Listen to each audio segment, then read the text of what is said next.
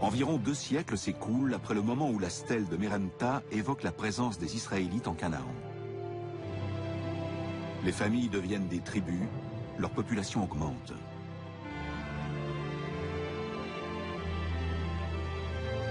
Et puis, vers l'an 1000 avant Jésus-Christ, une des grandes figures de la Bible entreprend d'unir les 12 tribus d'Israël contre un nouvel ennemi particulièrement puissant. David mit prestement la main dans son sac.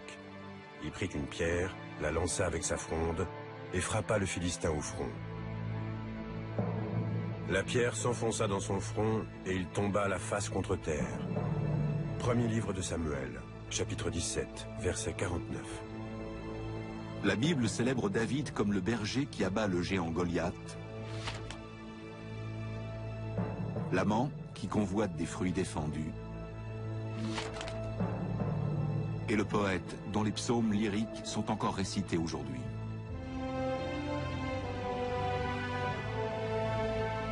Dans la Bible hébraïque, aucun nom ne revient plus souvent que le sien.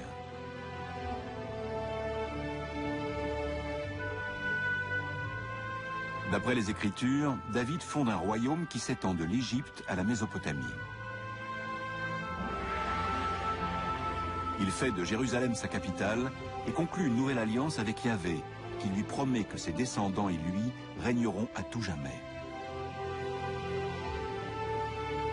Son fils Salomon fait bâtir le temple où Yahvé, devenu le Dieu national d'Israël, résidera pour l'éternité.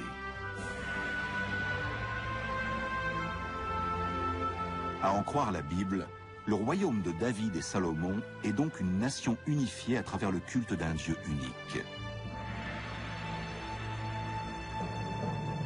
Les sceptiques disent qu'il n'y a pas eu de monarchie unifiée, que c'est une construction postérieure de la Bible et des historiens modernes. En bref, David n'a pas existé. Pour citer l'un de ces révisionnistes bibliques, David n'a pas plus d'historicité que le roi Arthur.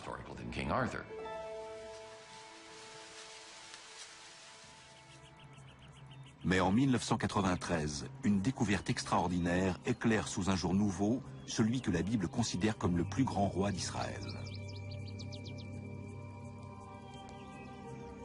À l'époque, Gila Cook est en train de faire un relevé topographique avec son assistant à Tel Dan, un site biblique dans l'extrême nord de l'actuel Israël. Les fouilles sont dirigées par l'éminent archéologue israélien Avraham Biran.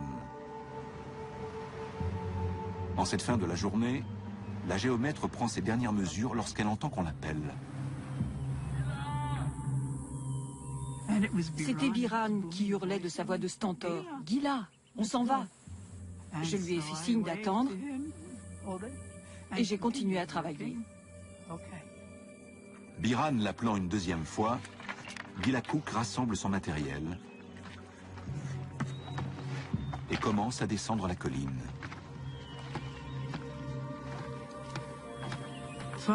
À un moment donné, j'ai fait tomber mon sac et mon carton. Alors j'ai tout posé par terre. Mais quelque chose attire son attention. Une pierre, avec des marques qui ressemblent à des éraflures et qui sont en fait des inscriptions.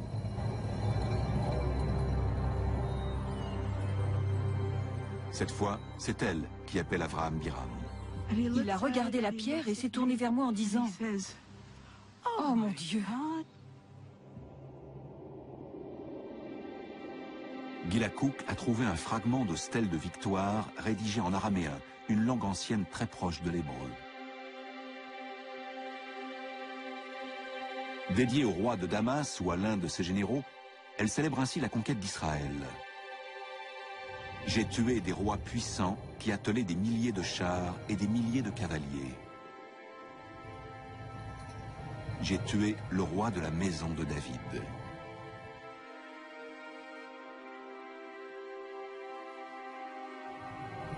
La maison de David.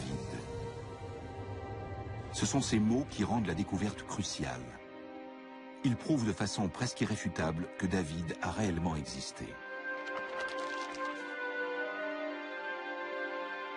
Contrairement à la Genèse, les livres des rois d'Israël sortent le récit biblique de la légende pour le faire entrer dans l'histoire. Plus on avance dans le temps et plus le terrain est solide. Les sources sont meilleures. On a plus de témoignages écrits et contemporains. Les recoupements entre la chronologie biblique des rois d'Israël et les inscriptions historiques telles que la stèle de Tel Dan fournissent aux chercheurs des dates relativement fiables.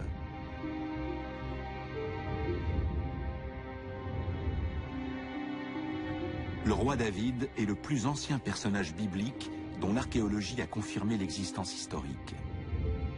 Et la plupart des historiens s'accordent à dire qu'il a vécu aux alentours de 1000 avant Jésus-Christ.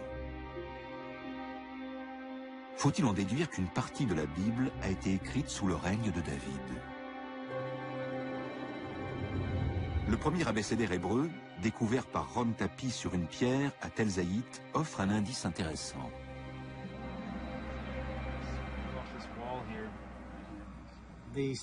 L'alphabet a été gravé sur cette pierre, qui a ensuite été utilisée pour bâtir un mur, qui a lui-même été détruit en grande partie par un incendie vers la fin du Xe siècle avant notre ère.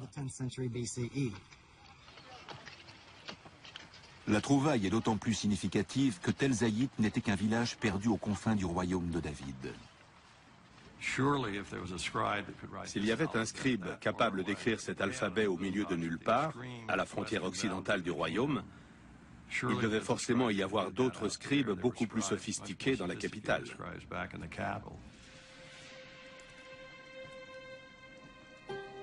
Ces scribes faisaient-ils partie de la cour du roi David et de son fils Salomon? Pourraient-ils être les premiers auteurs de la Bible?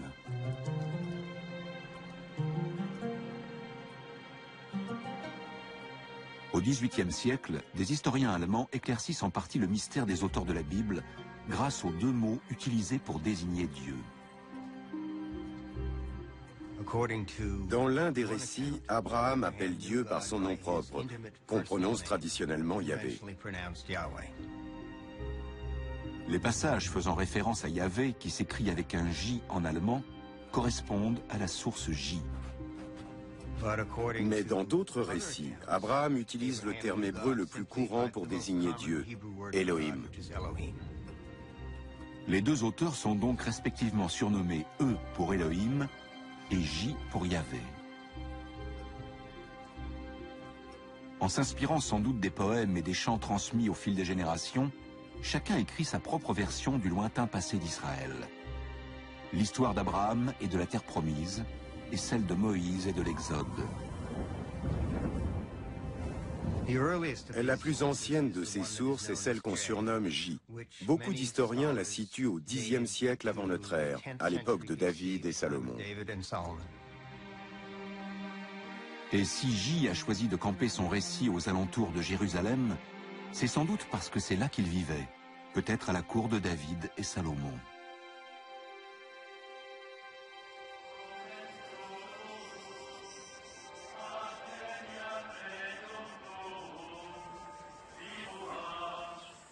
Cela fait plus d'un siècle que les archéologues cherchent les vestiges du royaume de David.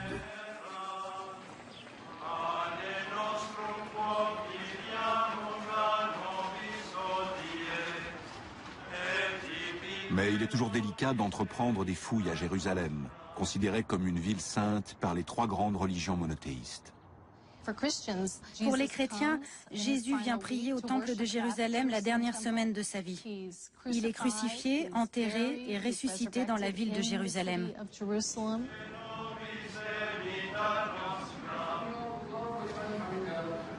Pour l'islam, c'est ici que vient Mahomet au terme de son voyage nocturne. L'endroit est aujourd'hui signalé par le dôme du rocher.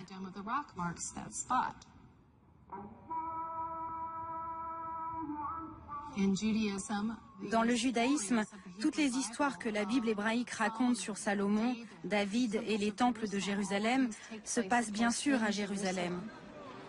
C'est donc le lieu saint par excellence, un lieu important pour les trois cultes.